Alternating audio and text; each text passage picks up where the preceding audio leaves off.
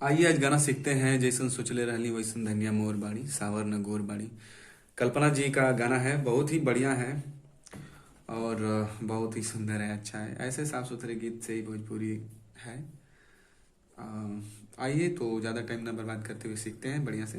ओके, original skill से सीख रहे हैं हम लोग। जैसन सोचले रहली ओइसन धनिया, ठीक है, फिर से। जैसन सोचले रहली ओइसन धनिया मोर बड़ी, मोर बड़ी। सावर सावर सावरना सावरना गोर गोर बाड़ी हो। फिर से।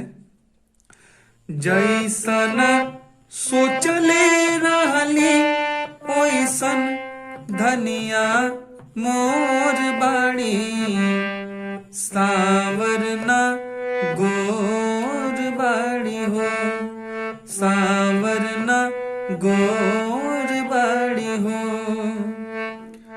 थोरे थोरे छरहर थोरे पातर थोरे मोट बाड़ी। फिर से देखिए अच्छे से, थोड़ा सा वर्डिंग्स भी तो इधर में था कि थोरे थोड़े छरहर पातर मोट, ठीक है, एक बार और ले लेते हैं। थोड़े छरहर पातर मोट, थोड़े थोड़े ये थोड़े थोड़ बाड़ी, ठीक है। अब इस लाइन को पूरा इकट्ठे देखिए। थोड़े छरहर, ठीक है, थोड़े छरहर पातर मोट, थोड़े थोड़ बाड़ी। सावरना गोर बाड़ी हो, सावरना गोर बाड़ी हो। अंतरा पे आते हैं। फीमेल वॉइस को हम नहीं ले रहे हैं, ओके, और अंतरा में मैनेज कर लीजिएगा लोग।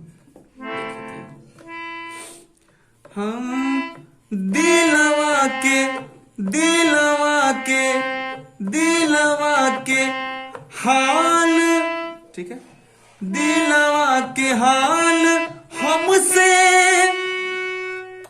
कहनो न जाला। फिर से।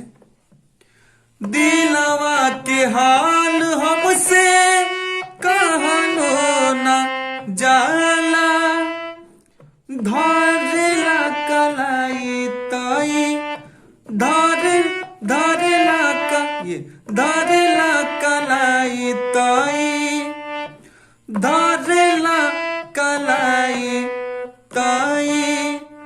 देह सिहराला, देह सिहराला।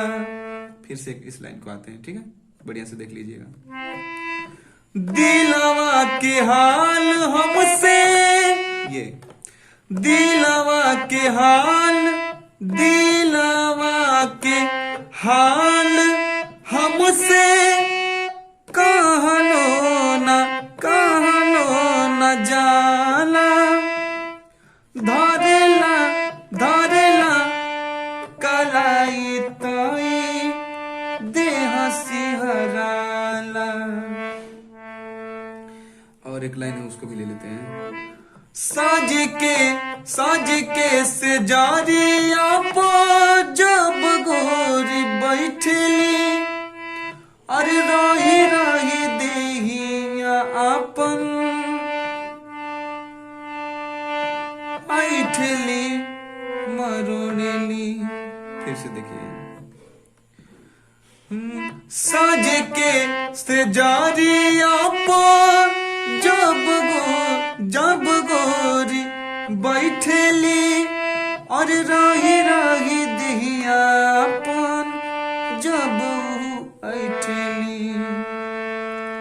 कि बाटे बाटे जुल्म जवानी चंदा आ जाएगा जैसन सोचले रहनी वाला पैटर्न। कि बाटे जुल्म जवानी चंदा के चकोर बाड़ी, सावर न गोर बाड़ी हो। कि जैसन सोचले रहली ओइसन धनिया मोर बाड़ी, सावर न गोर बाड़ी हो।